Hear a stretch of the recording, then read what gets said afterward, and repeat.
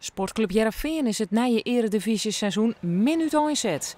In eigen hoes giet de ploeg van Dwight Lodewegers na een 1-0 vastsprong uiteindelijk met 2-1 onderuit tegen promovendus FC Dordrecht.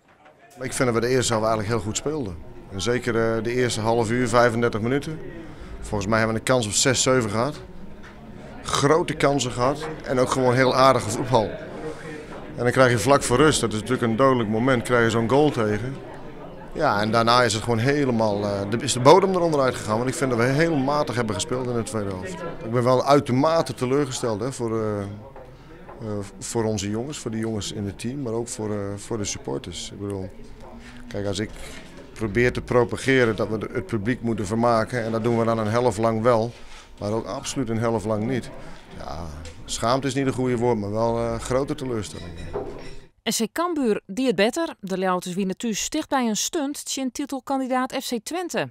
De 1-0 winst liep erin, maar de Tukkers kwamen in de 88ste minuut op 1-1. Een leek spul met een dubbel gevoel. Nou, ik vond het mooi, krijg ook jongens vrij. Nou, hoe vielen we? Dan zeggen ze jou aan, ja, kloten. Hè, er hier meer in zitten. Ik ben zelf wel heel reëel. Het hier net mij misschien iets meer hoe meer lijkt in die laatste minuten. Maar de gelijke spullen wordt terecht, dat is geen probleem. Ik denk als je van tevoren zegt 1-1, ja, prima uitslag. Maar ja, dat die goal in de 87e minuut valt, ja. Ik denk dat je daar allemaal wel flink van kan balen. En dat doen we ook. Dus ja, aan de ene kant puntje mooi, dus, toch een lekkere start. Maar aan de andere kant, ja, er had ook meer in gezeten. Voor hier kom je HWF van Verlijn, van Ajax Verlijn en van PSV.